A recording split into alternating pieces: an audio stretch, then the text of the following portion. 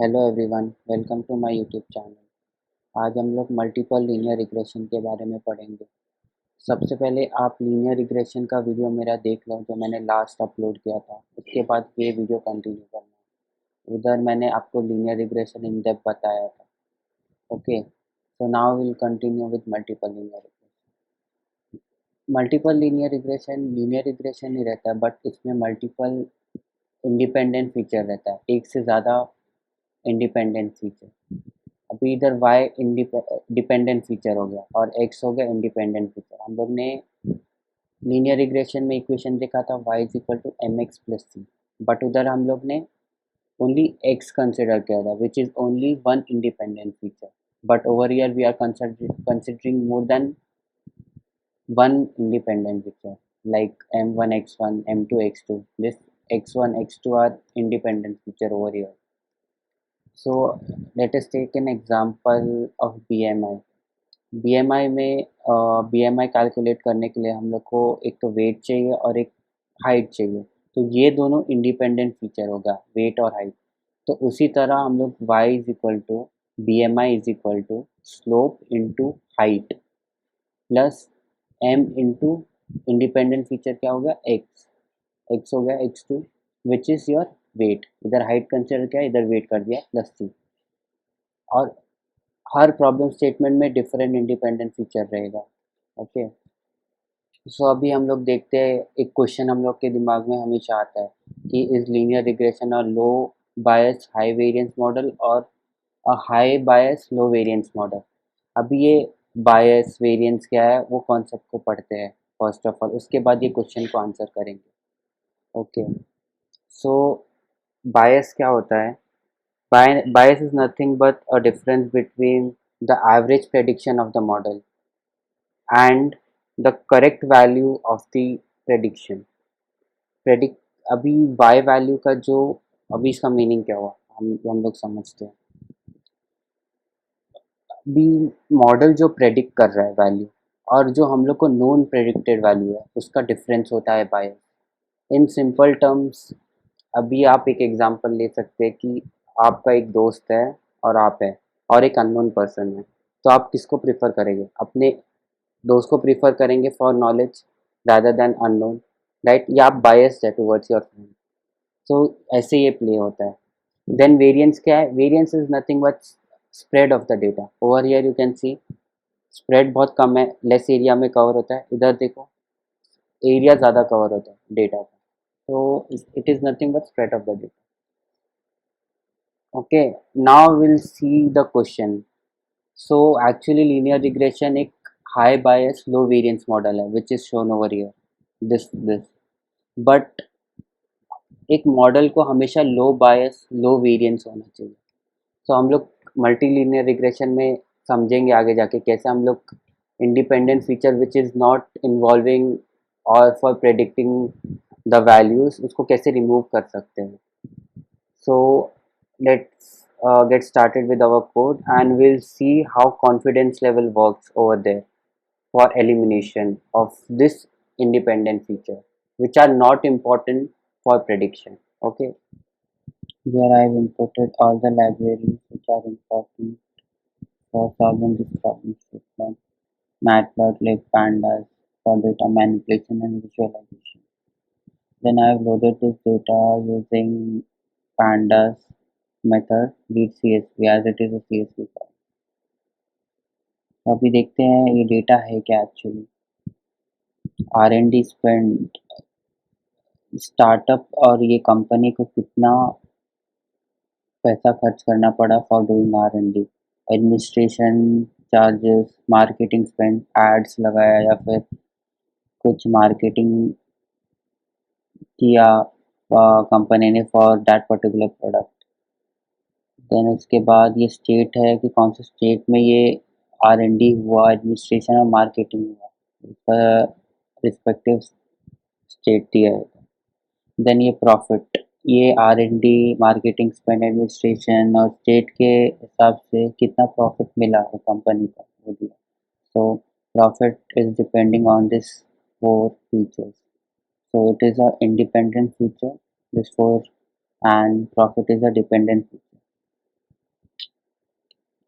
इधर मैंने सेपरेटली लिख दिया है कि एक्स इंडिपेंडेंट फीचर है, वाई डिपेंडेंट फीचर है। ओके,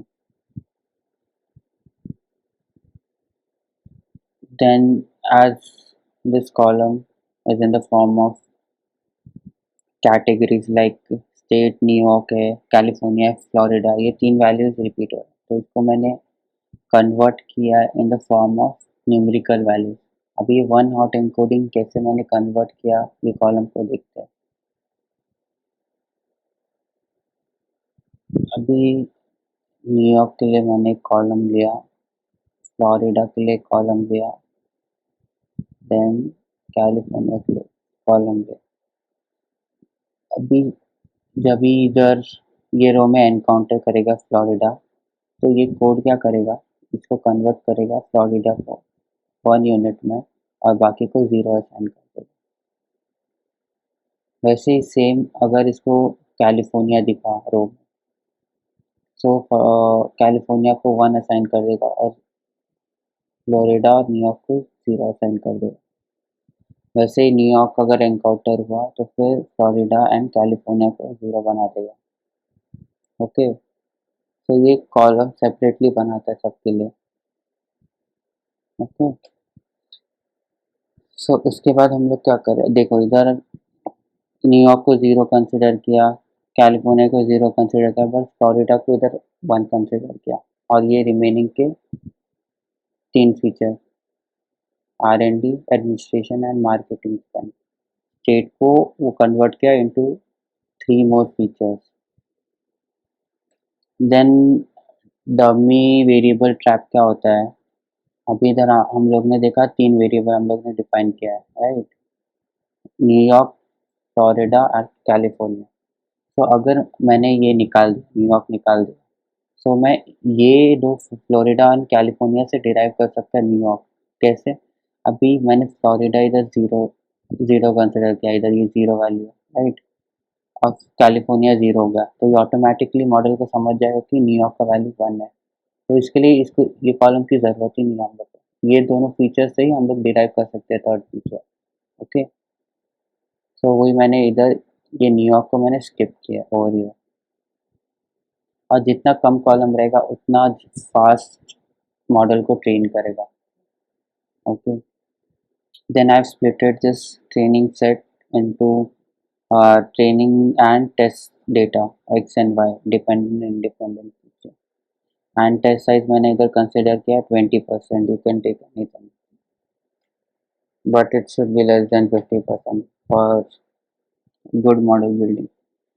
देन प्रीवियस वीडियो में बताया था 3 लाइन ऑफ कोड है लीनियर रिग्रेशन को फिट करने के लिए, X train and Y train हम लोग ने पास किया रिग्रेसर के।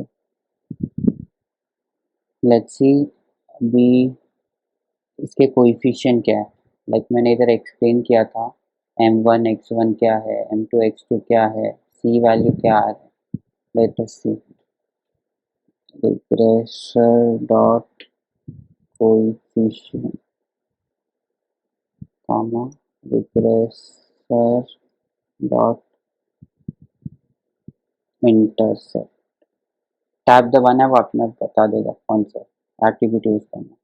तो हियर यू कैन सी ये कोएफिशिएंट है, coefficient as in slope value है ये सब, x1 का, x2 का, x3 का, x4 का, x5 का, because we have 5 features into, right, 0 1 2 3 4 5, total 5 features we have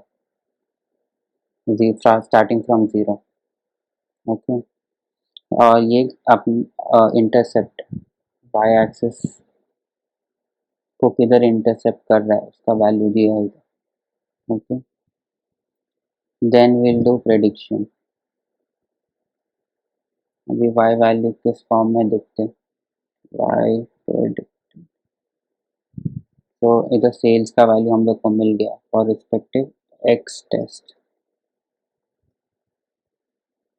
ये एक्स टेस्ट है, इसका वैल्यू हम लोग को 10,000 समथिंग मिला, लाइक 1 लाख है दिस वन, एंड दूसरे कॉलम का वैल्यू दिया है।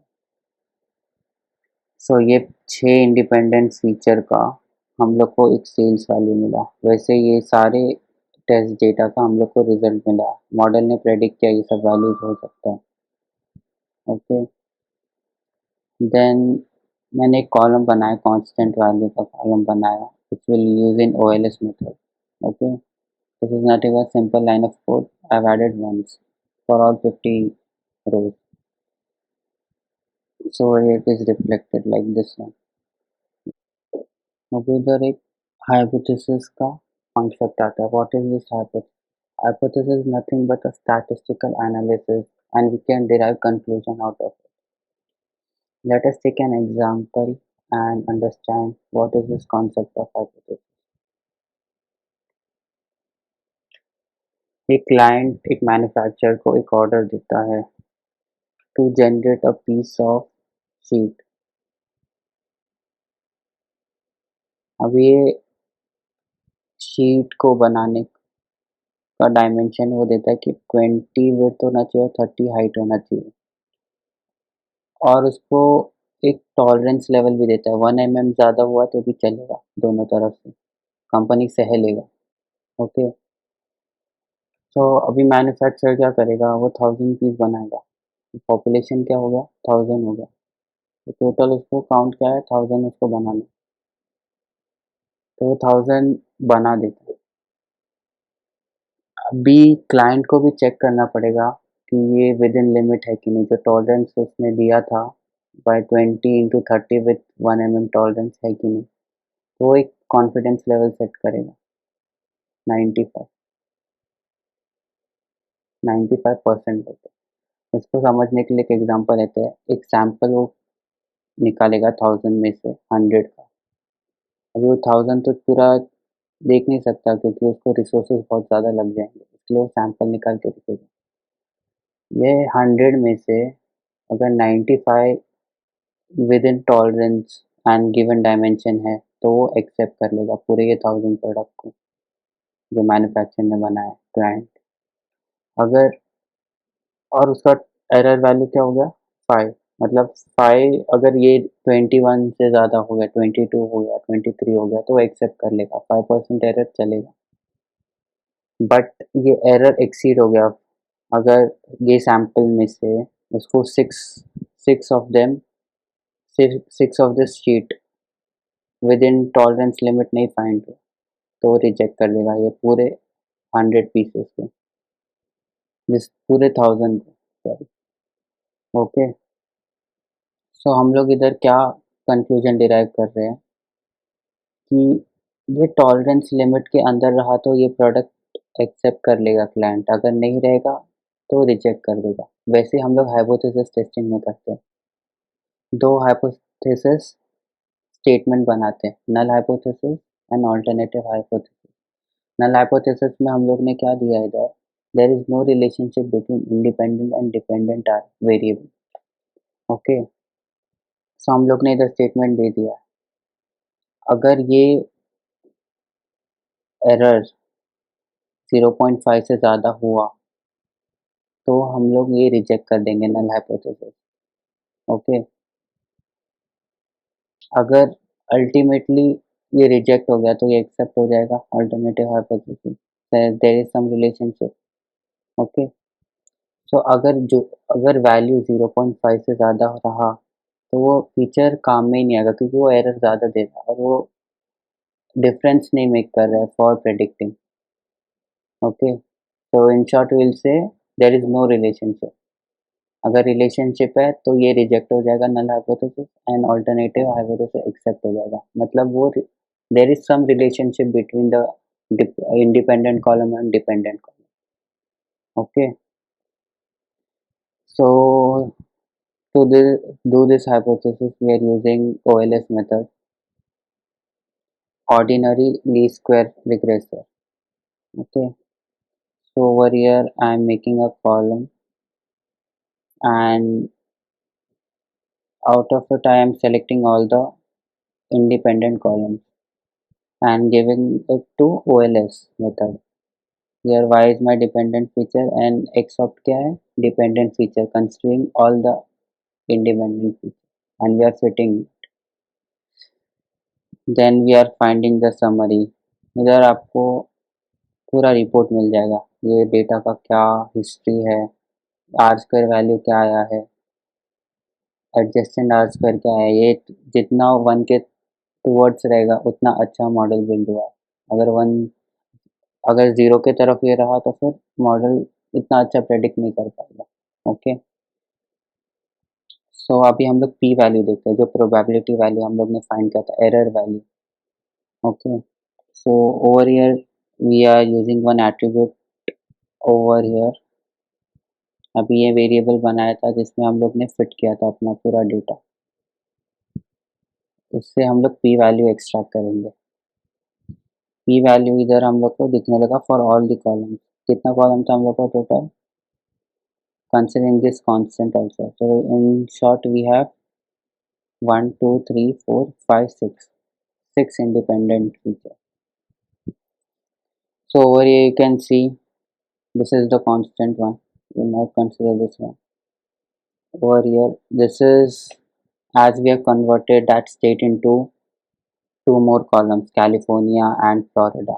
So it is 95%, this one is 98%. So we will reject, I mean accept the null hypothesis. What we are getting, that we are getting there is no relationship between independent and target variable. So we are accepting this hypothesis, null hypothesis. But over here we can see it is below 0.05 value. So we are accepting alternative hypothesis. As we are rejecting this null hypothesis, ultimately we are accepting this one. So there is some relationship between independent and target variable. Okay, and this is 12%. This also we are accepting null hypothesis. Only in this feature we are rejecting null hypothesis. So what is this feature? 0 1 2 3. So over here we have 0 0 1 2 3 R&D value. So as you can see, जैसे R&D का value बढ़ेगा, जितना R&D में पैसा खर्च हुआ है उतना प्रॉफिट बढ़ेगा। इससे कंक्लूजन फाइंड आउट कर सकते हैं हम, एंड इसी तरह से हम लोग रिग्रेशन मॉडल वापस से फिट कर सकते हैं, and we can get the predicted value. So this was it from my side, multiple linear regression और उसके कोर कॉन्सेप्ट्स के बारे में। हम लोग ने इसमें क्या सीखा कि बायस क्या होता है, वेरिएंस क्या होता है, कॉन्फिडेंस लेवल क्या होता है, हाइपोथेसिस टेस्टिंग कभी यूज़ करना चाहिए। Okay, sample with an example of this we have understood this whole concept.